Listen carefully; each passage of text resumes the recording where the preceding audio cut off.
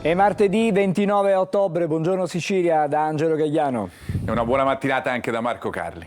E allora, come sempre, cominciamo la nostra giornata con quelle che sono le notizie di cronaca. Partiamo da un'operazione delle ultime ore, arriva da Caltanissetta, c'è stato un maxi sequestro di hashish, è stato arrestato anche un corriere che riforniva le piazze di Spaccio, di Agrigento e anche di Caltanissetta.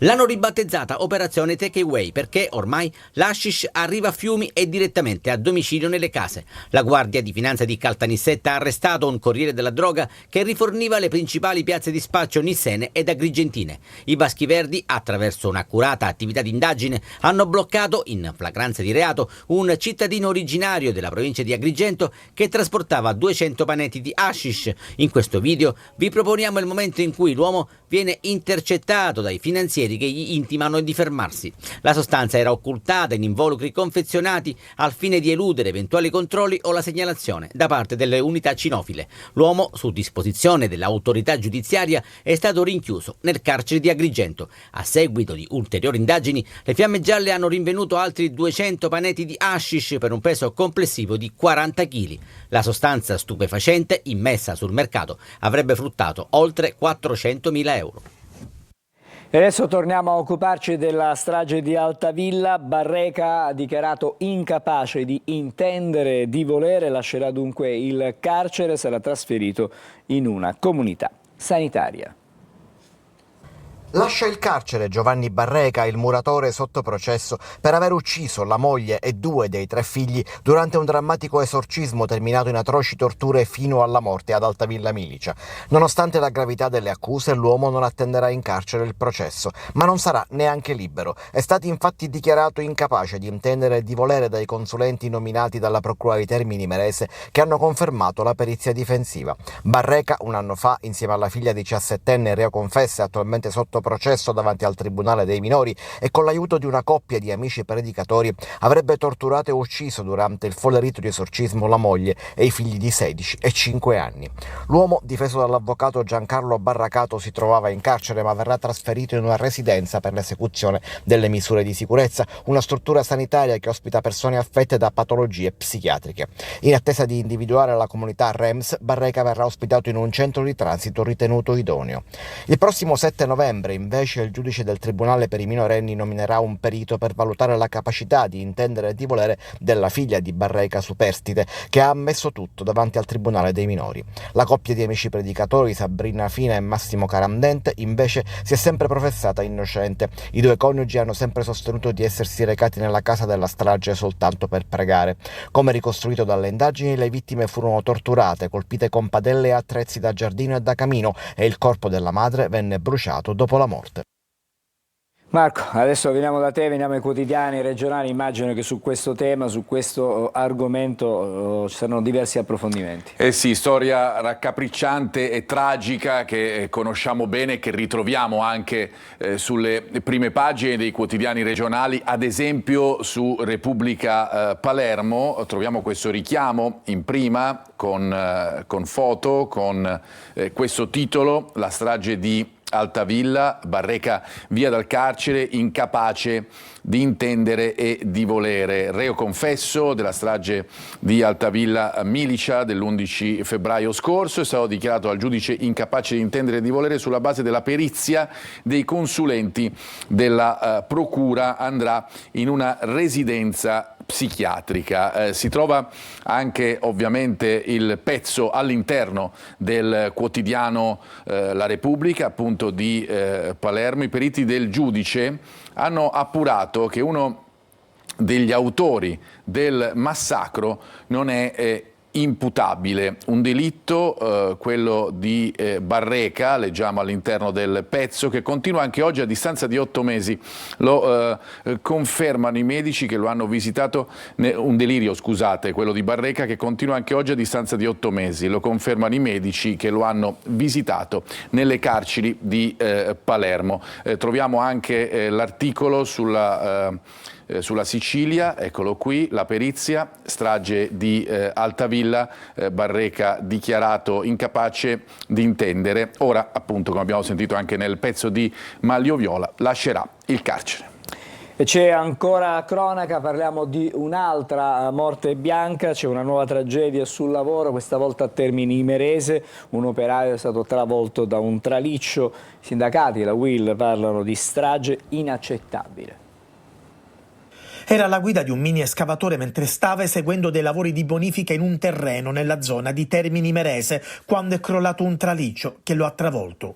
È morto così Nicasio Moncada, di 44 anni, di Sciara, un'altra tragedia sul lavoro. Il traliccio sarebbe finito sulla cabina, l'impatto violentissimo non gli ha lasciato scampo. Appena saputo della tragica ed ennesima notizia di un altro infortunio mortale sul lavoro, ci siamo immediatamente recati sul posto, dove immediatamente abbiamo visto quanto accaduto e ovviamente le prime cose che ci vengono in mente forse sono le parole del Presidente della Repubblica, che appunto dichiara che non ci sono più parole rispetto a quello che sta accadendo nel nostro territorio e nel nostro paese. Da nord a sud il quadro degli infortuni mortali sul lavoro è desolante. Secondo i dati INAIL, in Sicilia sono stati 54 nei primi 8 mesi dell'anno, con un aumento del 22% rispetto allo stesso periodo dello scorso anno. Oggi il nuovo incidente che aggiorna questi dati. Quindi un'ennesima tragedia alla quale noi gridiamo con forza, veramente vendetta, perché queste cose non possono accadere e soprattutto non può non esserci un controllo a monte nel momento in cui si apre un cantiere o comunque si realizzano dei lavori anche in autonomia. Quello delle morti sul lavoro, delle morti bianche, è un dato rilevato dall'INAIL nelle scorse settimane. Piuttosto, lo ricordava anche il servizio di Marco Gullà, diciamo soprattutto nella nostra regione, piuttosto elevato e in crescita rispetto agli altri anni. È un dato che resta alto, che resta altissimo e che sottolinea quanto le morti bianche incidano appunto e siano devastanti sotto questo punto di vista. Troviamo anche il pezzo sulla Sicilia di oggi, la notizia è quella che vi abbiamo dato appunto anche dei nostri telegiornali, e poco fa muore travolto da un traliccio durante un lavoro fai da te a Termini Imerese. La vittima aveva 44 anni, nel terreno era presente un altro escavatore. Siamo ancora increduli, continuano a denunciare i sindacati, l'ha dichiarato il segretario generale di CGIL Piero Ceraulo. L'operaio stava facendo un intervento di bonifica in un terreno, non sappiamo se suo o di altri, ma vi facciamo vedere questa parte, che forse è quella più importante delle dichiarazioni. Come si denota anche da questi ultimi infortuni mortali, colpisce l'improvvisazione, la capacità di auto-organizzarsi per fare risparmiare, e questo è il risultato. Nessuno controlla, anche se si sta facendo un lavoro impegnativo che andrebbe programmato nel rispetto delle norme, quelle che purtroppo spesso e volentieri, soprattutto nei cantieri, mancano. Adesso siamo a Catania, quasi un utente su 2 non paga la Tari. L'evasione record ricade sulle casse comunali. Sentiamo e vediamo. Io pago 1.800 euro all'anno, più mi devo sopportare tutta questa spazzatura qua, questa la pago anche io. Aldo, ristoratore, è sconfortato e, come tanti catanesi, indignato di pagare a peso d'oro la Tari. Altri invece non pagano la tassa sui rifiuti perché insoddisfatti del servizio o perché fanno parte di una fetta di popolazione che non ha ricevuto avvisi di pagamento o, ancor peggio, occupa abusivamente le case. Numeri alla mano, quasi un catanese su 2 non paga la Tari e l'evasione record incide pesantemente sul bilancio di Palazzo degli Elefanti. La percentuale di gente che non paga è altissima. Se pagassimo tutti avremmo la possibilità di pagare molto di meno. Tenete conto che però la percentuale che non viene pagata è una percentuale che poi deve sostenere il comune. Costo della raccolta, conferimento dei rifiuti incide per circa 107 milioni di euro. Di questi 107 milioni di euro noi per competenza di anno riusciamo a riscuotere intorno ai 60 milioni. Pagare tutti, pagare meno. ma l'unica soluzione è differenziare il più possibile. Se ognuno dei cittadini facesse la differenziata in modo corretto e la percentuale dal 35 a quella attuale potesse raggiungere il 40, 45, 50%, che non è un grande traguardo ma uno straordinario risultato per Catania, questo ci consentirebbe di poter abbassare la Tari per tutti. La prossima scadenza Tari è fissata al 10 dicembre. Chi non ha ricevuto avvisi può recarsi all'ufficio tributi con sede a Palazzo dei Chierici. Restiamo a Catania, alla ricorrenza dei defunti. È stato varato un piano straordinario per la viabilità. Una larga area sarà interdetta al traffico per 3 giorni. Vediamo quali sono i principali provvedimenti. 1, 2, 3 novembre traffico veicolare interdetto nella zona che insiste su via Aquicella a Catania. In particolare non si potrà transitare nel viale della Regione, nel tratto da via Calliope a via Aquicella, nella stessa via Aquicella primo varco nord. Il divieto vale per tutti i veicoli eccetto i taxi. Lo ha stabilito l'amministrazione comunale predisponendo un piano di circolazione straordinario per meglio regolamentare gli accessi al cimitero in occasione della commemorazione dei defunti. Disposta anche la sospensione di tutti i permessi per l'ingresso nella relativa area pedonale. Quelli per i veicoli destinati al trasporto degli invalidi e di persone non in grado di deambulare saranno consentiti dalle 14 all'orario di chiusura con apposite modalità. 4 autovetture del comune saranno a disposizione per accompagnare i disabili. La MTS potenzierà invece i bus navetta interni e le frequenze delle linee dirette con l'aggiunta di altre con percorsi speciali. Il cimitero rimarrà aperto dalle 7 alle 17, le confraternite invece venerdì e sabato dalle 8 alle 17 e domenica dalle 8 alle 12. Infine, gli ingressi dei mezzi destinati ai trasporti funebri con ingresso da via Aquicella in uscita da via del Divino Amore saranno consentiti esclusivamente sabato 2 novembre dalle 16:30. Tutta la zona verrà presidiata da operatori della polizia locale col supporto di personale comunale, volontari della protezione civile e operatori del 118 per eventuali emergenze. Il cimitero monumentale nelle scorse settimane è stato oggetto di lavori di sistemazione con il ripristino del sistema idraulico delle fontanelle, degli impianti elettrici, delle lampade votive nei loculi, di potatura e sistemazione del verde e ripulitura dei vialetti. E da qui ripartiamo con la rassegna stampa di Marco Carli. Esatto, perché ritroviamo questa notizia che abbiamo sentito nel pezzo di Orazio Longo, anche sulle pagine interne, nelle pagine interne della Sicilia. E questo è il titolo, la ricorrenza dei defunti. Siamo nel Tomo di Catania, cimitero, ecco il piano di chiusura al traffico stabilito dall'amministrazione nei giorni 1, 2 e 3 di novembre, ovviamente con tutte le indicazioni del caso anche all'interno dell'articolo, con le stesse indicazioni che abbiamo sentito appunto nel nostro servizio. Ma di viabilità si parla anche e soprattutto per quanto riguarda il capoluogo di regione, per Palermo, perché ci sono tanti lavori che rendono difficile la vita dei palermitani. Ne accenna Repubblica, che addirittura fa il titolo in apertura legato proprio al cantiere, cantiere Palermo, inaugurazione e ritardi, aperta dopo 10 anni di attesa. La fermata Libertà della metro, tempi incerti per il completamento invece di passante e anello ferroviario. C'è anche un accordo fra governatore e sindaco insieme dopo le tensioni, ma questo è più una parte politica che vedremo fra poco. Vi facciamo vedere invece la parte interna della Repubblica di Palermo, con Via Lazio appunto che apre dopo 10 anni. La città però resta un cantiere in attesa di altre 6 stazioni. Inaugurata la fermata, costata, questo è il dato, 11 milioni di euro. Le prossime saranno Porto e Politeama. Dunque viabilità che diventa fondamentale per tutte le città siciliane, da Catania a Palermo, come abbiamo visto. Andiamo a vedere invece le altre prime. Abbiamo visto quella di Repubblica, vediamo le altre prime delle regionali, con la Sicilia che in apertura come sempre divide A sinistra un'apertura dedicata a ciò che succede a livello nazionale, fallisce l'assalto, ne parleremo fra poco con la parte della rassegna stampa dedicata ai quotidiani nazionali, fallisce l'assalto al Fortino Ligure, regionali Bucci al fotofinish su Orlando vince dunque il centrodestra. Dall'altra parte invece il titolo più prettamente regionale, in questo caso locale, aria pesante, stiamo parlando di vivibilità ambientale, con Catania che è maglia nera, male pure Palermo, si salvano Enna e Ragusa. Ci sono le parole anche del sindaco Trantino che dice sono stati raccolti dei dati parziali, in sintesi questa classifica non riflette la realtà secondo il sindaco, o non totalmente la realtà. Gazzetta del Sud, sempre i temi dedicati invece all'ecosistema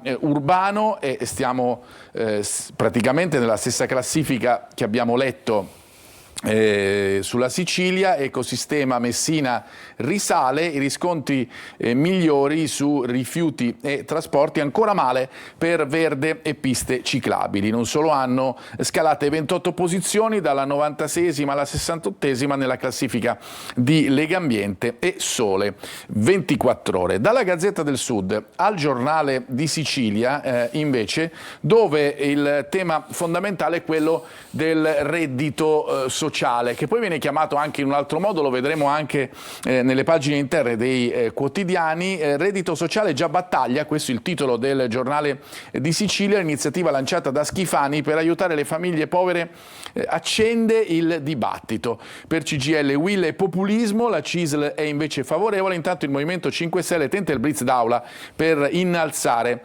il budget, il sostegno sarà inserito nella manovra l'ARS in un capitolo iniziale da 30 milioni, andrebbe a chi dichiara meno di 5.000 euro l'anno di guadagno, dunque chiaramente una platea ovviamente più bassa a livello numerico. Eccolo qui la proposta, guardate all'interno di Repubblica Palermo, reddito di povertà targato Schifani, la misura una tantum sbarca all'ARS, l'iniziativa lanciata dal governatore alla convention forzista sarà finanziata con 30 milioni di euro nella manovrina. Oggi il provvedimento arriverà all'esame della Commissione Bilancio all'ARS. Se ne parla, se ne discute, abbiamo detto che è un tema che crea un dibattito importante. Infatti guardate all'interno di Gazzetta del Sud, reddito di povertà è una cosa seria? È il punto di domanda, è la domanda che si fanno i colleghi del quotidiano messinese. Il governatore regionale vuole destinare 30 milioni alle famiglie con redditi inferiori a 5.000 euro. Schifani dice ha un valore sociale, la CGIL invece parla di semplice propaganda, ai beneficiari andrebbero 100 euro all'anno. È chiaro che se fosse così certamente non sono 100 euro all'anno a poter risolvere i problemi di una famiglia già gravata da un guadagno, abbiamo visto, che è di 5.000 euro o più basso durante tutto l'anno. A proposito di temi politici, su Repubblica Palermo troviamo ancora questa pace scoppiata alla fine fra Schifani e La Galla, intesa sulle nomine, poi fondamentalmente appunto di solito le battaglie politiche si consumano anche per questo, le nomine, stiamo parlando di Betta e Riggio. Vito Riggio sarà nominato amministratore delegato della GESAP, la società che gestisce l'aeroporto Falcone e Borsellino. Vi diamo ancora una pagina per quanto riguarda le notizie a livello regionale e locale, la prima pagina di Catania, del tomo di Catania della Sicilia, dopo la rissa in via Costarelli, residenti chiedono interventi immediati sulla Movida.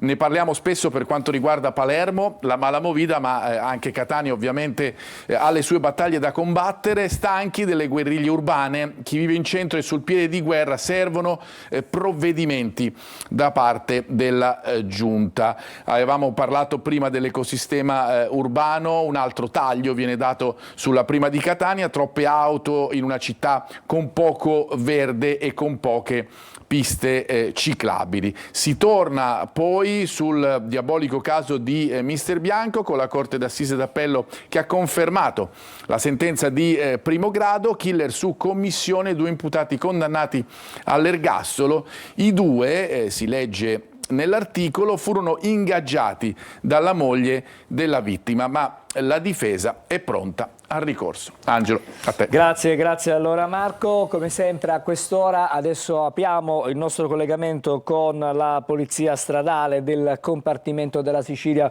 orientale. Buongiorno, quest'oggi all'assistente capo Luigi Campochiaro, ci parla da Ragusa. Buongiorno. Buongiorno a tutti voi, un buongiorno dal compartimento della Polizia Stradale della Sicilia orientale. Questa mattina per fortuna non ci sono criticità da segnalare, però ricordiamo sempre che sulla A20 Messina-Palermo, tra gli svincoli di Patti e di Brolo, a causa della chiusura della galleria Calavà, direzione Palermo, permane il doppio senso di marcia sulla carreggiata opposta e il transito è disciplinato per fasce orarie. Mentre sulla A19, ovvero la Catania-Palermo, rimane chiuso lo svincolo di Enna in entrata ed uscita in direzione di Palermo. Mentre ricordiamo sulla tangenziale di Catania, tra Paesi Etnei e San Giorgio, direzione sud, quindi direzione Siracusa, rallentamenti e traffico intenso per lavori in prossimità dello svincolo di San Giorgio. Ricordiamo a tutti gli amici utenti della strada che è obbligatorio, soprattutto nelle strade a doppio senso, con doppia carreggiata per senso di circolazione, di attivare indicazioni di direzione per appunto segnalare lo spostamento da una corsia all'altra. Inoltre vogliamo come sempre ricordare a tutti che chi rispetta il codice della strada rispetta la vita.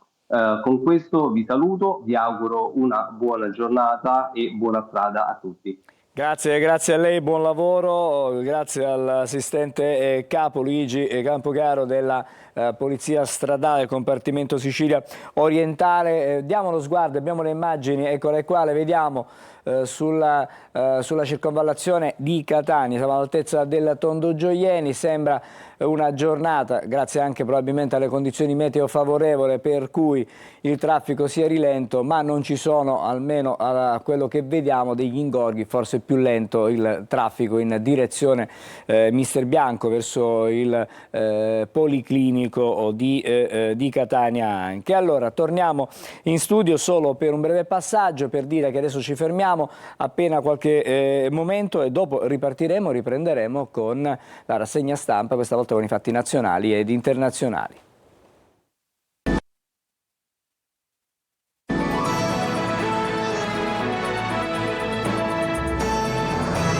Bentornati a Buongiorno Sicilia, adesso la rassegna stampa nazionale con Marco Carli. Eccoci qui, partiamo, fra poco lo faremo con il Corriere della Sera. Intanto vi do quelle che sono le notizie principali che troviamo nelle prime pagine dei quotidiani nazionali. L'apertura di quasi tutti i quotidiani è sul test Liguria, test del voto alle regionali, che premia, seppur di pochissimo, il centrodestra. Si parla ovviamente anche di cronaca sulle pagine dei quotidiani nazionali, anche di economia col caso Volkswagen che potrebbe chiudere 3 fabbriche in Germania. E poi c'è invece anche la situazione spesso legata al caso dossieraggio, l'inchiesta di Milano che si allarga, sono circa 800, pensate, le persone spiate. Ed infine il calcio, perché ieri è stato assegnato il pallone d'oro che è andato al centrocampista della Spagna e del Manchester City, Rodri. Andiamo sul Corriere della Sera, appunto l'apertura è legata alla vittoria del centrodestra in Liguria, una vittoria, come dice il quotidiano milanese, usando un termine ciclistico, in volata. PD però il primo partito, crollo del Movimento 5 Stelle, il centrosinistra perde di misura, riparte lo scontro sul veto di Conte a Renzi. Il presidente è Bucci, sconfitti i signori del Nord, Meloni che dice, a proposito della destra, del centrodestra, noi uniti, Schlein per il centrosinistra, problemi tra gli alleati. Andiamo a vedere le pagine interne per sviluppare un po' ancora meglio quello che vi abbiamo detto in apertura e quello che abbiamo visto nella prima pagina del Corriere della Sera. Il lungo testa a testa, così viene definito, poi la vittoria di Bucci, il PD però primo partito, la formazione di Schlein supera il 28%, pesa il crollo del Movimento 5 Stelle che, pensate, arriva al 4,6%. Fratelli d'Italia cala al 15%, nel centrodestra decisivo il successo delle liste civiche, sono le liste civiche che portano, spesso legate appunto ai nomi del sindaco più che alla corrente politica, che portano alla vittoria del centrodestra. Le altre notizie che vi abbiamo dato, ad esempio il caso dossieraggio, ci sono anche le foto sul Corriere della Sera, l'inchiesta di Milano, guardate il titolo: spiati e spioni, dai dipendenti intercettati alle guerre familiari, i clienti e le vittime della società Equalize. Il fatturato, pensato, che è aumentato negli ultimi 2 anni di questa società dell'80%, e ci sono anche le foto delle persone controllate e anche di chi si rivolgeva all'agenzia appunto per controllare. Sarà l'epoca dei social, ma insomma appunto si capisce che stiamo diventando una società che vuole spesso farsi i fatti degli altri. Andiamo alla Volkswagen, perché ve l'abbiamo detto, è una notizia importante, una notizia bomba fra virgolette, perché la Volkswagen non aveva mai chiuso degli stabilimenti, delle fabbriche. L'ora dei tagli, chiude 3 fabbriche in Germania, al via il piano, stipendi ridotti fino al 18%, la leader sindacale che dice nessuno è al sicuro. E poi infine vi facciamo vedere anche un titolo sulla situazione invece in Medio Oriente, perché ci sono state le elezioni in Liguria, per cui la situazione della guerra anche sui giornali è andata un po' in secondo piano. Pensate, siamo a pagina 20 della Corriere della Sera, ma le notizie sono importanti perché c'è uno spiraglio per una mini tregua a Gaza, Israele al bando l'agenzia ONU, con Netanyahu però che apre al lodo, per cui ritorno di 4 ostaggi, poi negoziati più ampi. Insomma, la sensazione è quella che si possa aprire e si possa riuscire ad arrivare verso una tregua, verso un cessate il fuoco almeno momentaneo per quanto riguarda la guerra in Medio Oriente. Ancora titoli di prima. Sulla Repubblica, Bucci vince per un pugno di voti, il sindaco di Genova è il nuovo presidente della regione dopo uno scrutinio testa a testa con Orlando. Sconfitti i signori del no, questo titolo che ricorre spesso e volentieri, con Meloni che esulta, ma il PD è il primo partito al 28%. Praticamente il centrosinistra perde perché c'è il crollo del Movimento 5 Stelle, arriva anche l'accusa da parte di Renzi. Stessa situazione troviamo anche sulla Stampa, vince Bucci, Movimento 5 Stelle affossa Orlando, il centrodestra supera il caso Toti con il candidato di Meloni, crollo appunto dei pentastellati e pesa il no a Renzi, PD primo partito, in calo anche Fratelli d'Italia. Andiamo e spezziamo un po' con queste notizie legate appunto alla politica con il Sole 24 Ore, quotidiano economico. È tempo, lo diciamo ormai da un mese e mezzo nelle nostre rassegne stampa e anche all'interno delle nostre trasmissioni, della manovra, dell'importante manovra che sta facendo l'iter parlamentare. Via 4,6 miliardi dal fondo auto per finanziare l'industria della difesa. Questo si legge sul Sole 24 Ore. E poi c'è il titolo, anche in questo caso, guardate questo operaio con il marchio della Volkswagen e una sveglia. È un vero shock in Germania. Volkswagen chiude 3 impianti, ripeto, non era mai successo, migliaia di licenziamenti, per cui una crisi che va a toccare una delle industrie automobilistiche storiche a livello mondiale, non solo europeo, come la Volkswagen. Andiamo ancora sulle prime pagine dei quotidiani per vedere ancora i titoli sulla politica. Vittoria ai punti, dice Avvenire, in volata, abbiamo letto prima per il Corriere della Sera, il centrodestra con Bucci riconquista la Liguria. Da Avvenire ci spostiamo sul resto del Carlino con Bucci che trascina il centrodestra. Sul resto del Carlino troviamo anche la notizia di cronaca che ha tenuto banco in questi giorni a livello nazionale, la ragazzina di Piacenza che era precipitata venerdì dal balcone, morta a 13 anni, fermato il fidanzatino. Aurora, ecco la sua foto, la ragazzina morta a Piacenza precipitando appunto dal balcone. Sul Giornale, ancora per la politica, le elezioni in Liguria, schiaffo a sinistra, e poi anche ai PM e al Report. Questo è il titolo del Giornale. Il centrodestra con Bucci tiene la regione, il complotto giudiziario, così viene definito appunto dal quotidiano diretto da Sallusti, smascherato dagli elettori. Caos, opposizione, Renzi Conte, rissa sul campo largo. Anche di questo si discute ormai da tempo. Vi facciamo vedere ancora qualche altro titolo, ad esempio sul Manifesto, con questo titolo: Pesti, la Liguria resta al centrodestra, il centrosinistra raccoglie un'altra sconfitta malgrado gli avversari siano stati costretti al voto anticipato da un pesante scandalo giudiziario, quello legato a Toti.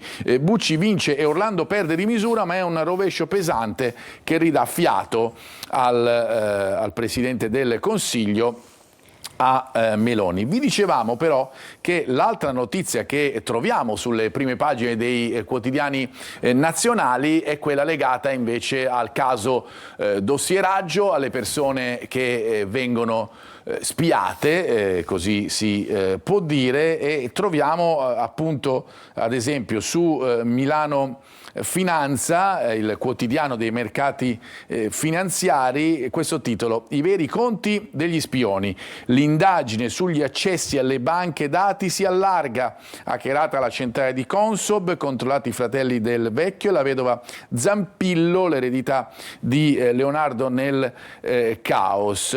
Ma di questo tema si discute anche ad esempio sulla Gazzetta del Mezzogiorno, un po' quello che vi dicevo in precedenza. La realtà vera poi qual è? Come si riflette sulla vita di tutti i giorni? Ci domandiamo alla fine. Siamo tutti spiati? L'inchiesta di Miano, le vittime della banda pedinate per le strade di Bari, stiamo parlando ovviamente della Gazzetta del Mezzogiorno, che è un quotidiano di Bari, localizzati attraverso i cellulari. Ma ripeto, la domanda di fondo, e anche per questo vi ho fatto leggere questa prima pagina, è proprio questa. Vi faccio vedere infine, e chiudo, tanto per restare in tema nazionale, anzi internazionale, la Gazzetta dello Sport. Ve l'abbiamo detto perché era la notizia di ieri, per certi versi attesa, il pallone d'oro finito a Rodri, giocatore del Manchester City e della Spagna, fra tante polemiche, soprattutto quelle del Real Madrid, che non si è presentato alla serata. Real Madrid che è stato premiato in tutti i sensi come migliore squadra, con il miglior allenatore, non ha vinto il premio come miglior giocatore, Vinicius è arrivato secondo e Angelo ha deciso di non presenziare alla serata del Pallone d'Oro. Beh, uno sgarbo, diciamo, esattamente, del Real Madrid, che non ci stanno, hanno avuto evidentemente qualche notizia e quindi in anteprima non sono andati alla premiazione. Grazie Marco, con te ci ritroviamo più avanti per andare sempre alla lettura dei quotidiani. Intanto noi ci fermiamo, facciamo una breve pausa e dopo il primo dei nostri ospiti della mattinata. Ben ritrovati da Sofia Inglese di Trebi Meteo. Fortunatamente si apre una fase più stabile sulla nostra penisola, ci attende un martedì infatti con cieli in prevalenza sereni dopo le piogge abbondanti delle scorse settimane. Sulla Sicilia splenderà il sole, qualche nuvola di tanto in tanto ma che sarà solo in transito, senza precipitazioni, da segnalare solo un po' di foschia lungo le zone costiere nelle ore più fredde per alti tassi di umidità. I venti deboli con mari calmi o poco mossi e le massime saranno intorno ai 23-24 gradi con clima infatti gradevole nelle ore centrali. Nel corso della giornata di mercoledì poco cambierà, sempre sole assoluto protagonista, qualche nuvola di tanto in tanto sole in transito e un po' di foschia ancora, come dicevo, lungo le zone costiere nelle ore più fredde. I venti saranno ancora deboli con mari calmi o poco mossi e le temperature non subiranno particolari variazioni. Tutti i dettagli precisi scaricando l'app gratuita di Trebi Meteo. Potrei dirvi che stiamo per tornare su Antenna Sicilia e Telecolor, potrei dirvi che ricomincia Isola Verde, potrei dirvi che ancora abbiamo tanti luoghi meravigliosi da visitare, tante storie di grandi personaggi siciliani da raccontare, insomma potrei dirvi che ci sono imprenditori da raccontare, potrei dirvi che ci sono strade da percorrere, montagne da scalare, fiumi da guardare, potrei dirvi che Isola Verde sta per tornare, sì su Antenna Sicilia e Telecolor, ma non ve lo dico, è perché ve l'ho già detto, vi aspetto. Isola Verde, la Sicilia delle cose belle. Bentornati a Buongiorno Sicilia, prima ospite della nostra mattinata è la professoressa Zira Isci, che è una docente di psicologia sociale all'Università di Catania. Buongiorno professoressa. Il 24 di ottobre l'Università di Catania, nell'aula magna del Palazzo Centrale dell'Università, per l'appunto, ha trattato uno dei temi di grande attualità, certamente del nostro tempo, cioè oltre i confini del genere, l'identità sessuale e anche le varianze di genere. Intanto io le chiedo, cosa intendiamo per carriere alias e identità o identità alias? Sono la stessa cosa? Allora, più o meno sì, ai fini nostri diciamo più o meno sì. È semplicemente, se vogliamo, uno pseudonimo, banalizzandolo possiamo chiamare così, uno pseudonimo che viene dato a una persona che corrisponde al suo aspetto fisico, semplicemente, niente di più. È qualcosa che si tende a usare sui luoghi di lavoro, in università, anche nelle scuole, proprio per fare in modo che l'aspetto della persona, il modo in cui è la persona, corrisponde al nome che viene dato. Per cui se sono così, sono Maria e basta. Adesso io le chiedo anche qualcosa in più. Esiste la possibilità di registrarsi presso anche un ente oppure un'azienda con il nome che corrisponde poi alla propria identità? E quindi questo significa che magari una persona che ha delle caratteristiche che sono diverse proprio dal nome deve provvedere alla sua identificazione, diciamo così? È se lo vogliamo mettere in maniera molto semplice, è una questione di rispetto nei confronti della persona e anche in qualche modo evitare come posso dire, evitare che la persona sia costretta in qualche modo a manifestarsi. Le faccio, se vogliamo, un esempio molto semplice che risale a prima dell'introduzione delle carriere alias in università. Tanti anni fa mi sono ritrovata a ricevere una mail di uno studente che mi chiedeva durante l'appello di chiamarlo solo con il cognome, perché sui documenti dell'università il nome non corrispondeva al suo aspetto fisico. Questa cosa qui è spiacevole nei confronti dello studente che ha dovuto raccontare a me una sua vita privata che non siamo tenuti a raccontare naturalmente, e può essere spiacevole naturalmente anche per me, oltre che per lo studente, diciamo, in primo luogo. Quindi le carriere alias servono a evitare queste cose qui, in modo che il nome corrisponda alla persona. Professoressa, le chiedo, allora avete fatto questo congresso, nel corso di queste discussioni che avete avuto ci sono state chiaramente degli interventi degli esperti e sono state fornite anche delle indicazioni, delle linee guida sui percorsi per poter affermare il genere. Sì, non sono linee guida che abbiamo fornito noi, sono linee guida internazionali. Ecco, naturalmente sono delle linee guida che dovrebbero quantomeno essere seguite da tutti quanti gli enti, in maniera generale, diciamo, che si occupano di affermazione del genere. Da cose assolutamente banali, ovvero come chiamare questa cosa qui, che prima si chiamava disforia di genere, ora si chiama incongruenza di genere, non cambia la sostanza, semplicemente si vuole ridurre l'aspetto patologizzante della cosa, a tutti quelli che sono gli step da seguire per arrivare o meno all'affermazione di genere. È chiaro però che quando l'individuo, la persona, deve fare una scelta, ha necessità di potersi confrontare con degli esperti. Sì, d'accordo, la persona decide per se stesso, però ha bisogno di avere una guida. Beh sì, non è una cosa facile, anche perché consideriamo che molto spesso e molto più frequentemente non sono adulti che chiedono appunto l'affermazione del genere, ma sono bambini, preadolescenti o adolescenti. E allora io la interrompo un attimo, non è troppo presto? Allora, molte volte... Allora, io le parlo da psicologa, poi se presto o tardi l'endocrinologo le risponde in maniera molto precisa. Anche da un punto di vista psicologico. Allora, non è presto se consideriamo che nascono così. Quindi quello non è presto.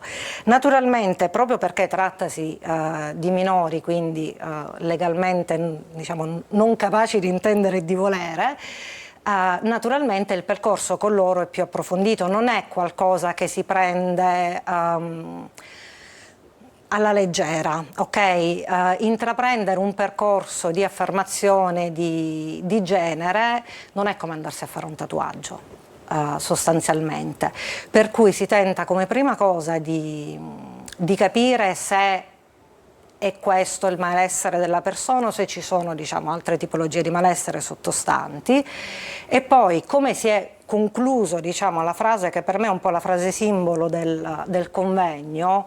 L'obiettivo è assicurare il benessere della persona con il minor intervento medico-farmacologico o quant'altro possibile. Questo che cosa significa? Che ci saranno casi in cui si arriverà alla completa, se vogliamo, transizione di genere chirurgica, e casi in cui invece non ce ne sarà bisogno. Il fatto di avere un'identità di genere che non corrisponde alla mia identità biologica, se la vogliamo definire così, al mio codice genetico, non vuol dire necessariamente che debba arrivare a cambiare il mio genere. Ci sono situazioni in cui le persone stanno bene con se stesse, l'obiettivo finale, dopo tutto, è sempre il benessere della persona, non altro. Quello è fondamentale, ma io le chiedo, ci sono stati per la sua esperienza dei casi, mi passi il termine, di pentimento? Allora, io non sono una psicologa clinica, mi occupo più dell'aspetto sociale, il mio compito è evitare che vengano discriminate queste persone, no, perché non è una cosa che si va dal medico e si dice... Si prende l'aspirina, si risolve il problema. No, non è così, il percorso è sempre stato lungo, già... nei tempi, ma le parlo degli anni 70, 80 e così via, non è mai stato qualcosa che si prendeva l'appuntamento, si andava e si cambiava tutto e si tornava a casa come prima, no. È un aspetto molto importante della vita delle persone, senza contare che sono interventi chirurgici in quanto tali. Invasivi piuttosto, diciamo. In quanto tale naturalmente possono essere dannosi per le persone come tutti gli interventi chirurgici, no, almeno a mia conoscenza. Poi. Adesso io le chiedo quanto l'identità sessuale invece incide su quella che è la vita lavorativa di ciascuno di noi. Allora, questo dipende molto appunto da quello con cui abbiamo iniziato all'inizio con la carriera Alias, che io mi sono presentata qui oggi come Zira Ishi con un aspetto da donna, lei mi dà del lei e finisce lì. Niente toglie che io in un passato più o meno remoto, invece di Zira Ishi, il mio nome potesse essere stato, che ne so, Mario Rossi, ok? Sul luogo lavorativo influisce proprio in questo modo qui. Se non do la possibilità alla persona di avere un nome che corrisponde a quello che è, nelle altre persone c'è qualcosa che stride e in quanto tale naturalmente può essere vittima di pregiudizio. Poi se la persona ha voglia o meno di dichiarare, di raccontare tutta quanta la sua storia, questa è una sua libertà assolutamente personale, ma il fatto che debba essere obbligata, bollata e così via, naturalmente non va bene, anche perché, ripeto, sono persone molto discriminate nella società, non soltanto negli ambienti lavorativi, anche quelli universitari o scolastici. E questo è per quanto riguarda l'identità sessuale, ma l'orientamento sessuale invece? Allora, l'orientamento, mi fa piacere il fatto che abbia separato le due cose, tanto per iniziare, perché a volte si fa un po' di confusione. L'orientamento sessuale, ancora di più, se vogliamo, è stato ormai appurato che è una naturale, mi correggo immediatamente, naturale variazione dell'orientamento sessuale. Allo stesso modo in cui ci sono persone bionde e persone more, quindi a maggior ragione, visto che non vedo il motivo per discriminare un biondo da un moro, non vedo per quale motivo bisogna discriminare in base all'identità o all'orientamento sessuale. Anche le persone con orientamento sessuale non eterosessuale tendono naturalmente a essere vittima di stereotipi e di conseguenza di discriminazione. E discriminazione a volte in maniera anche molto banale. Proprio in questo congresso qui sono state presentate anche alcune ricerche sull'orientamento sessuale. Ad esempio, un uomo omosessuale viene reputato meno capace di svolgere un lavoro tipicamente maschile, qui ci aggiungo anche lo stereotipo di genere, rispetto a un uomo eterosessuale. Un po' come se per il semplice fatto di essere omosessuale sono un ingegnere, che è un classico lavoro da uomo, meno bravo rispetto che se sono eterosessuale. Non vedo, un po' come l'essere biondo o l'essere mori, non ci dice nulla rispetto naturalmente alla bravura in quanto ingegnere, ancora meno naturalmente l'orientamento sessuale. Grazie, il nostro tempo praticamente è scaduto, grazie alla professoressa Zira Ishi, docente ordinaria di psicologia sociale all'Università di Catania. Buongiorno ancora, buon lavoro. Noi ci fermiamo ancora perché fra poco avremo un altro ospite in studio, restate con noi a Buongiorno Sicilia.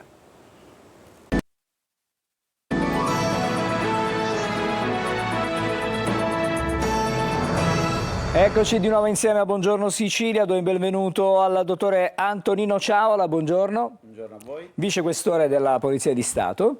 E stamattina parleremo di Mare Sicuro, parleremo dell'attività che è stata fatta dalla Polizia di Stato nel corso di tutta l'estate, perché per noi l'estate rappresenta un momento di vacanza, di svago, di divertimento per tutti noi, per la polizia, per le forze dell'ordine, e invece c'è tantissimo lavoro. Sì, quest'anno abbiamo dato avvio nuovamente al servizio di vigilanza delle coste con le moto d'acqua.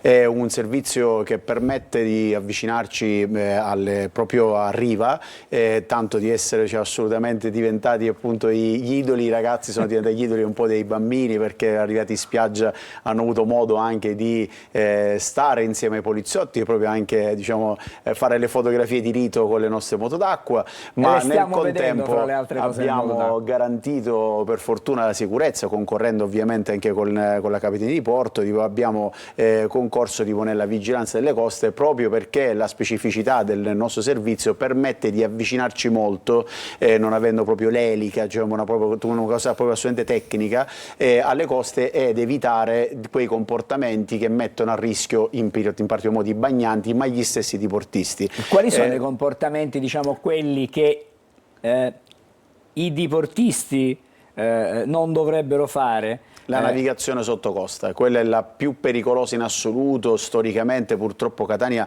ha pagato già un caro prezzo tantissimi anni fa, proprio ad Aci Trezza, dove comunque è capitato di purtroppo imbattersi in incidenti in mare particolarmente pericolosi, proprio in una zona dove tanti vanno comunque a nuotare, e oggi ancora di più. Proprio quest'anno nell'area marina protetta c'è stata anche una bellissima iniziativa comunque che riguarda il nuoto in acque libere, con una corsia proprio a protezione dei nuotatori, ma di tantissimi turisti che vogliono comunque ovviamente frequentare la terra dei Maravoglia, quindi ovviamente la possibilità di nuotare tra i faraglioni è ovviamente per il turista una cosa assolutamente straordinaria, e per noi è un nostro dovere chiaramente vigilare dei comportamenti, essendoci un porto vicino, che possono comunque mettere a repentaglio la vita del bagnante. La vostra attività è andata avanti da giugno fino al mese di settembre. Avete impiegato quanti mezzi, quanti uomini presenti, e con quali? A parte le moto, c'erano altri mezzi? No, sono soltanto le moto d'acqua. Ormai la Polizia di Stato come mission ha quella di proprio fare un controllo solo con le moto d'acqua, in alcune zone, non a Catania,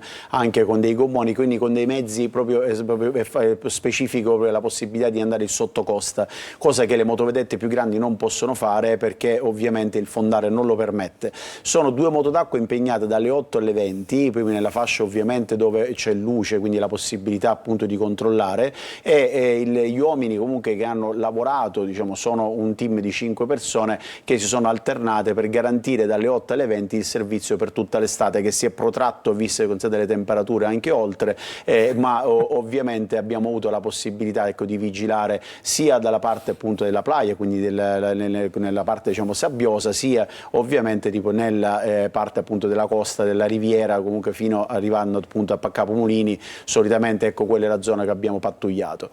L'attività di quest'anno si è svolta anche, l'abbiamo accennato prima, anche sulla spiaggia, no? Siete stati proprio sulle spiagge del litorale di Catania, e lì avete avuto la possibilità di poter stare a stretto contatto proprio con i bagnanti, e la vostra attività è stata importante nella prevenzione e chiaramente anche nel fare in modo che ci sia stata molta sicurezza anche proprio nei luoghi dove le persone vanno a rilassarsi. Sì, perché mi permette di dire che oltre a prevenzione e purtroppo a volte repressione dei comportamenti illeciti, c'è anche un fenomeno di educazione. Noi quando ci avviciniamo e andiamo a parlare con il cittadino, soprattutto con i più piccoli, che spesso comunque vengono minacciati dai genitori, attento c'è la polizia, noi invece cerchiamo di far comprendere che anche noi siamo comunque delle persone che abbiamo voglia di conoscerli e di approcciarci a loro per avere un rapporto di fiducia col cittadino, perché deve sapere che può chiamare in qualsiasi momento. Oggi l'occasione, parlando comunque alle vostre platee, anche la possibilità di far comprendere che ogni segnalazione per noi è preziosissima.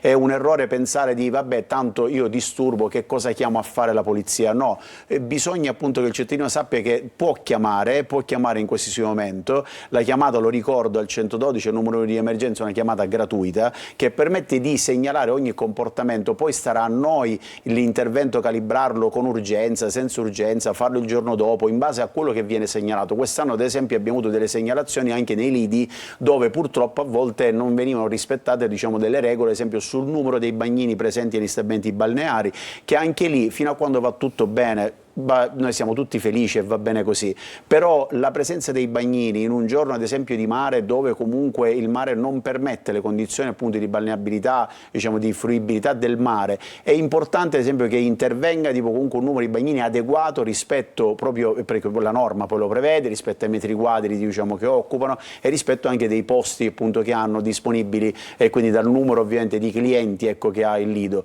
Sono tutti dei comportamenti che riguardano anche l'educazione. Abbiamo anche fatto tanti controlli proprio negli stabilimenti balneari, devo dire che abbiamo avuto una risposta eccezionale da parte anche dei titolari, proprio perché li abbiamo anche aiutati a volte a ricordare le norme, perché se non diciamo comunque vieni controllato a volte dimentichi comunque determinate cose. Hanno per esempio avuto per mero errore, proprio davvero non è fatto con dolo, avevano ad esempio il materiale sanitario scaduto.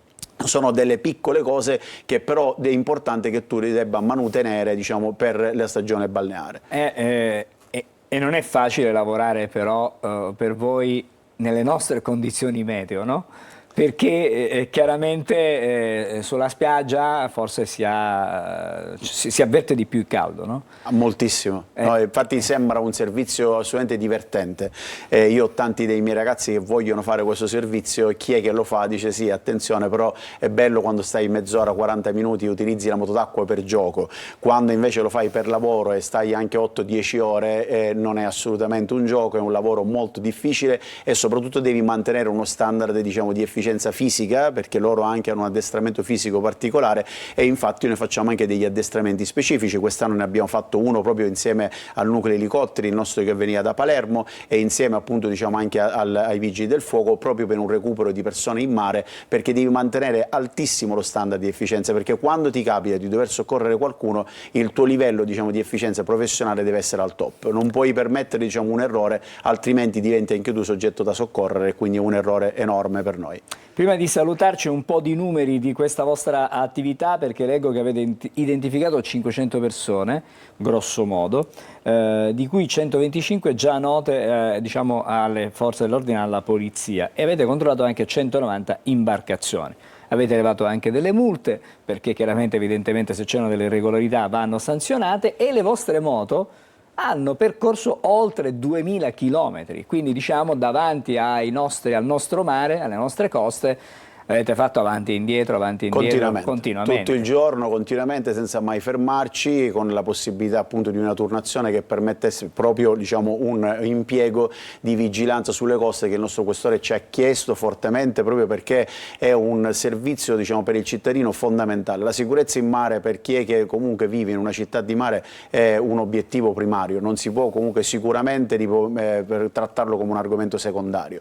Quindi tra questo, fra poco inizieremo anche, speriamo che ce lo permettono le condizioni meteo, anche servizi in montagna, che anche quello è da parte dei nostri sciatori della Polizia di Stato. Cambiando appunto stagione ci trasferiremo appunto sull'Etna per la vigilanza ad esempio delle piste. Anche questo è un servizio primario, abbiamo una fortuna di vivere in una città e di lavorare anche in questo caso per noi in una città che offre tutto e dobbiamo offrire al cittadino servizio di sicurezza in ogni luogo. Dottore Sciavola, buon lavoro, vedo che la vostra è un'attività impegnativa a 360 gradi, non è soltanto, diciamo, quello che noi conosciamo come ordinario lavoro per le forze di polizia, ma state accanto ai bagnanti quando vanno al mare, state accanto adesso agli sciatori che andranno a sciare, a godersi le vacanze in montagna. Buon lavoro davvero, in bocca al lupo per la vostra attività. Noi ci dobbiamo fermare perché il tempo corre assolutamente, fra poco saremo ancora insieme con altri ospiti. Buongiorno Sicilia, continua.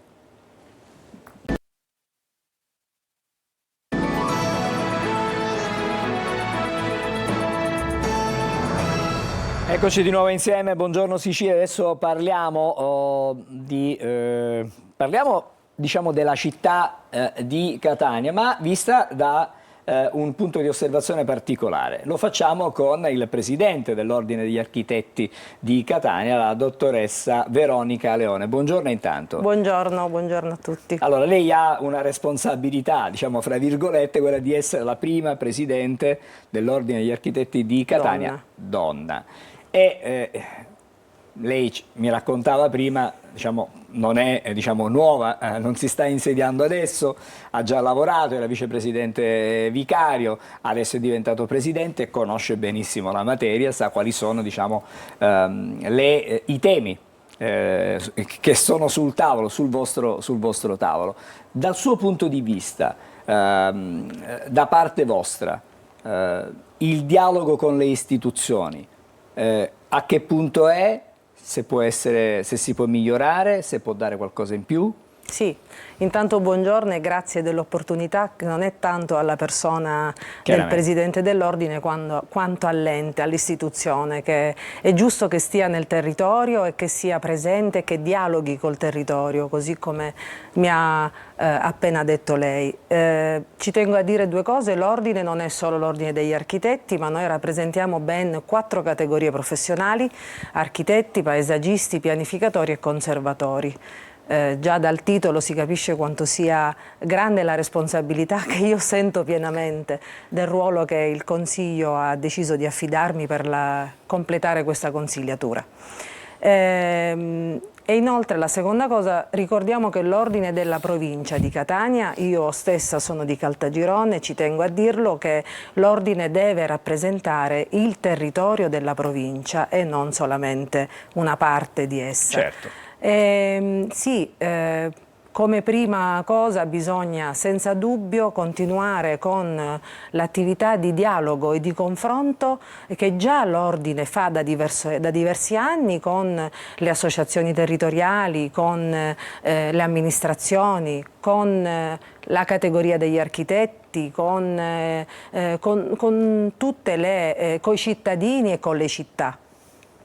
Perché così dialogando e avendo momenti di confronto si può sicuramente affrontare a 360 gradi i temi importanti che riguardano quali sono i temi che riguardano la città di Catania, la sua provincia nello specifico? La città di Catania in questo momento è un fermento veramente molto ricco, si parla di archi della Marina sì, archi della Marina no, si parla di waterfront, si parla di PUG, si parla di PTR. C'è un fermento veramente molto importante, c'è il nuovo progetto dell'area portuale che di cui dovrebbero iniziare a breve i lavori, l'espansione dell'aeroporto, sono tutti temi che coinvolgono volente o nolente, sicuramente l'Ordine degli Architetti, così come tutta la società.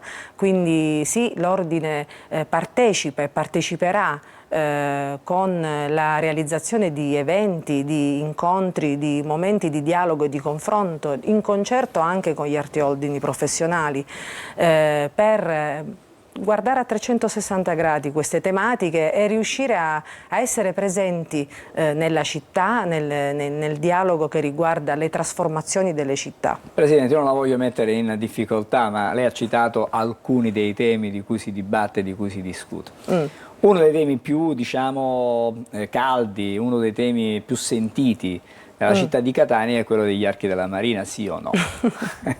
Perché su questo si è tanto discusso, si è tanto dibattuto, si continuerà a dibattere. Rappresentano un monumento gli archi della Marina. Si possono abbattere, si possono cancellare così in un niente. Insomma, abbiamo parlato spesso anche con il sindaco su questo tema. La vostra posizione, diciamo, come ordine, c'è già una posizione oppure voi state, diciamo, in questo momento riflettendo? Allora, bella questa domanda, la ringrazio. Allora, gli archi della Marina. Intanto da questo punto di vista devo dire che il nostro ordine già dal 2011 credo, quindi da diversi anni, ha affrontato in tanti workshop, oltre che convegni, incontri e dibattiti, l'argomento archi della Marina. Si dibatte di questo da tantissimo tempo. L'ordine non deve dire sì o no gli archi, perché non esiste un sì o no, un batto, mantengo oppure demolisco il 50% eccetera. Noi siamo abituati a lavorare su nozioni tecniche e scientifiche, il nostro lavoro non si basa su supposizioni, che poi riusciamo a rendere bello quello che facciamo, sì abbiamo il lato estetico, ma la professionalità di un architetto è proprio deriva da nozioni scientifiche, da studi attenti del territorio, per cui una decisione di questa non è una decisione soggettiva riguardo a ciò che piace o ciò che non piace, ma deve essere una decisione, deve essere una scelta da parte dell'amministrazione consapevole e fatta su dati oggettivi che sono lo studio della viabilità, della mobilità, studiare proprio tutto il contesto per capire qual è la scelta ideale. Certo è che sono un monumento, gli archi della Marina, sono sicuramente un monumento di pregio. Ricordo che in un workshop fatto quando io ero presidente della Fondazione dell'Ordine degli Architetti prevedemmo lungo tutti gli archi dove adesso passa il treno un percorso pedonale bellissimo. Quindi dico, ci sono tantissime soluzioni ma vanno ponderate con dati scientifici. Alla mano. Alla mano. Un altro dei temi di cui lei magari ha fatto riferimento, ma lo tocchiamo semplicemente, è quello del piano urbanistico generale, cioè il piano regolatore, quello che una volta si chiamava piano regolatore generale, adesso si chiama PUG, ci sono tutte queste sigle che spuntano. Chiaramente una città dotata di un PUG all'altezza è una città che può avere uno sviluppo anche per il futuro. Sì, sì, senza dubbio molti comuni hanno degli strumenti urbanistici scaduti e obsoleti, quindi senza dubbio è ammirevole quell'amministrazione che riesce a aggiornare, che ha il coraggio e la forza di fare quello che l'amministrazione dovrebbe fare. Sono uscite già delle linee guida, sono più di 160 pagine, le stiamo studiando come ordine e credo, sono certa, organizzeremo degli incontri coordinati con l'amministrazione proprio per esporre questo primo gruppo di emendamenti, diciamo prime linee guida che l'amministrazione ha messo in campo. Uscendo dalla città di Catania, la provincia, e basta la provincia di Catania, altro che. E ci sono, vanno attenzionati anche diciamo, i luoghi, i paesi, le cittadine, comuni. I diversi comuni diciamo, della provincia di Catania. Sì, a questo proposito le dico che il Consiglio dell'Ordine è formato da 15 consiglieri, molti dei quali provengono da tutta la provincia di Catania, quindi abbiamo una buona rappresentanza in Consiglio della provincia di Catania. L'Ordine ha sempre attenzionato il territorio, lo continuerà a fare, un esempio è l'Ordine esce da casa e va nei vari comuni organizzando eventi, dibattiti, convegni, sa che noi abbiamo l'obbligo dell'aggiornamento professionale continuo, per cui piuttosto che organizzare gli eventi solo nella nostra sede o nella bellissima città di Catania, spesso li organizziamo itineranti, così da far sentire i colleghi delle province più distanti dalla base centrale vicini all'istituzione. Ma ci vuole raccontare, ci vuole dire cosa farete a breve?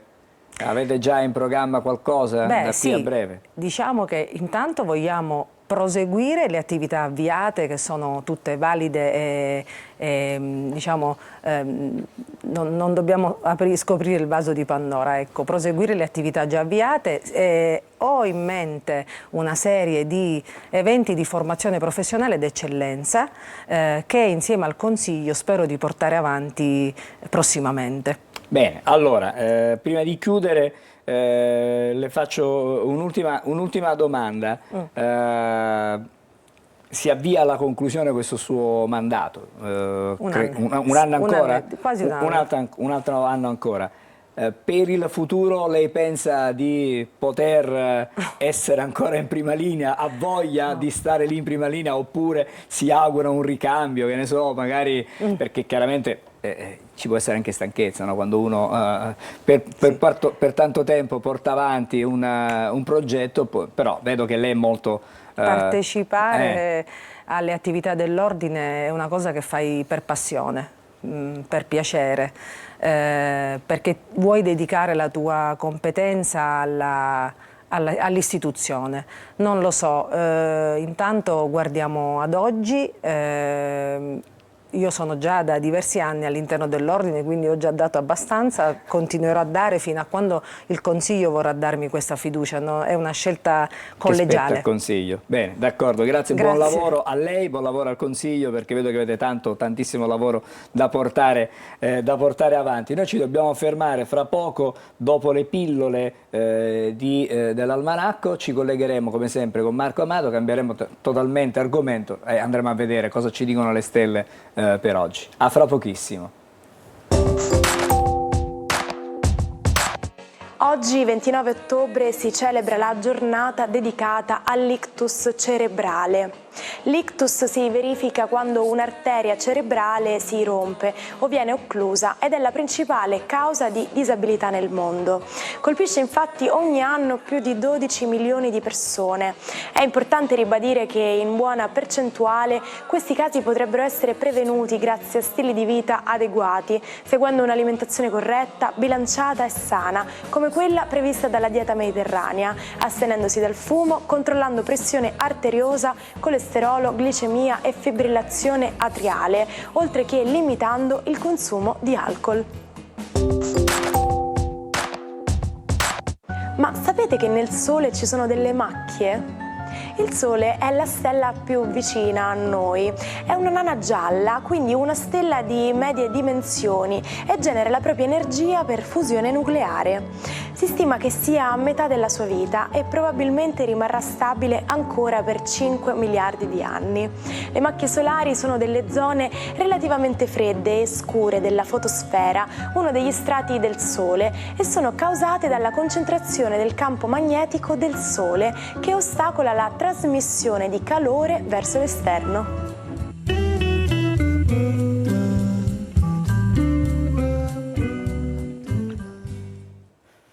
Adesso, come anticipato, torniamo in studio per collegarci con Marco Amato. Vediamo un po' di conoscere. Buongiorno Marco. Buongiorno. Una tazzina importante quella che vedo oggi, eh?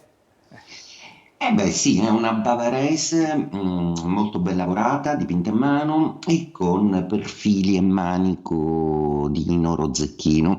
L'ho scelta oggi perché l'armocromia anche della mia Miss è un po' un'introduzione a quello di cui voglio parlare oggi. E parliamone allora, parliamo del pupone? Parliamo del pupone.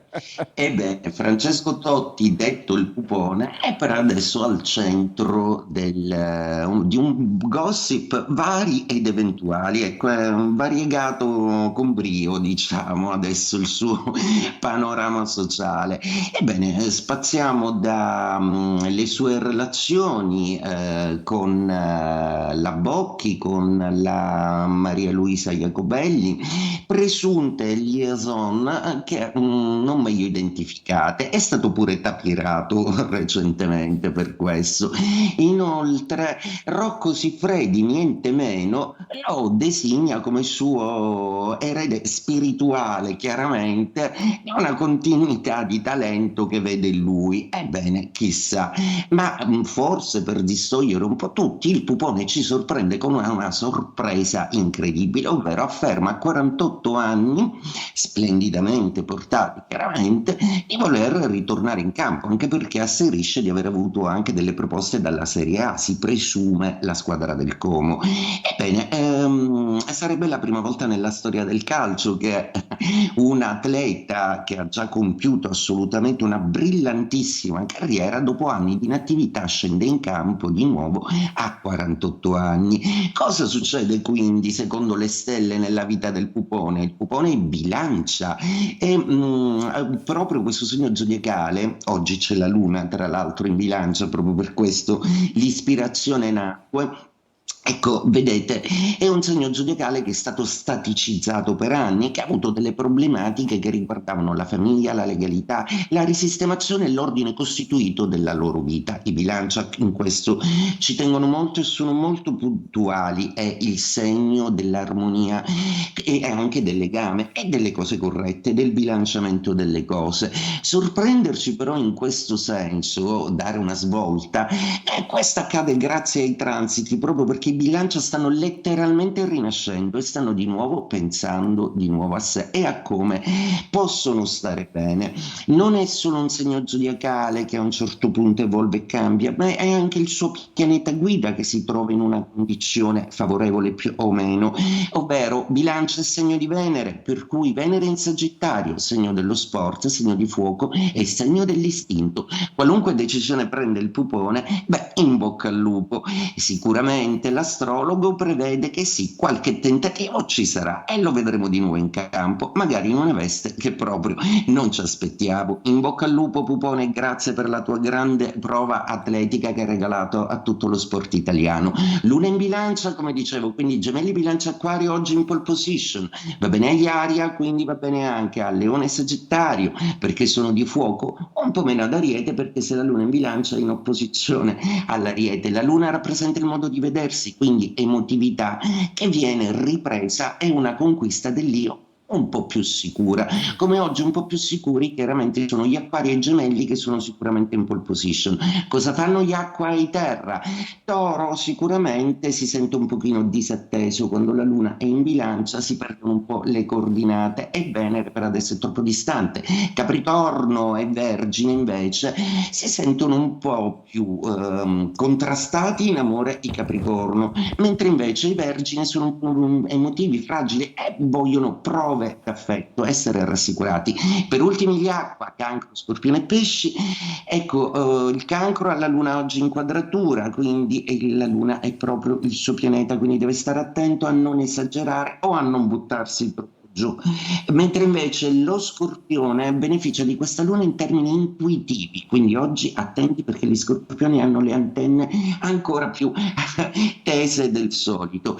Per ultimi i Pesci, il segno zodiacale che alla Luna è molto sensibile, ma Saturno e Nettuno vi faranno concentrare benissimo sul lavoro, anche rinunciando a volte a qualche piacere. E detto questo, auguro a tutti una buona giornata. Buongiorno Sicilia. Grazie Marco, buon caffè, buona giornata anche a te. Torno da Marco, invece Carli, perché c'è una brutta notizia per il mondo dello sport. Eh sì, una notizia, Angelo, che ha funestato il mondo dello sport nazionale, perché una giovane sciatrice che era considerata una grande promessa dello sport italiano è morta purtroppo questa mattina. Sui quotidiani non troviamo la notizia perché ieri sera era ancora in gravissime condizioni. Andiamo sulla Gazzetta dello Sport, su gazzetta.it. Matilde Lorenzi, questo era il suo nome, non ce l'ha fatta, morta la promessa dello sci azzurro. La conferma arriva dal Ministero della Difesa. L'azzurra, che tra un mese avrebbe compiuto 20 anni, è scomparsa in seguito ai traumi riportati in una caduta in allenamento. La FISI, che è la Federazione Italiana Sci, dice: ti ricorderemo per sempre. Non ce l'ha fatta. L'azzurra di sci, inserita appunto nel gruppo Coppa Europa, è morta per le conseguenze di una caduta durante un allenamento in Val Senales proprio nella giornata di ieri. Grazie Marco per questo aggiornamento, ahimè purtroppo triste. Noi ci salutiamo come sempre ricordando un personaggio. Oggi ricordiamo Rino Gaetano, nato il 29 ottobre del 1950, ci ha lasciato tanti successi nel suo breve percorso artistico. Uno dei grandi successi del 75 è Ma il cielo è sempre più blu. Grazie a tutti, ci ritroviamo domani con Buongiorno Sicilia e vi aspetto.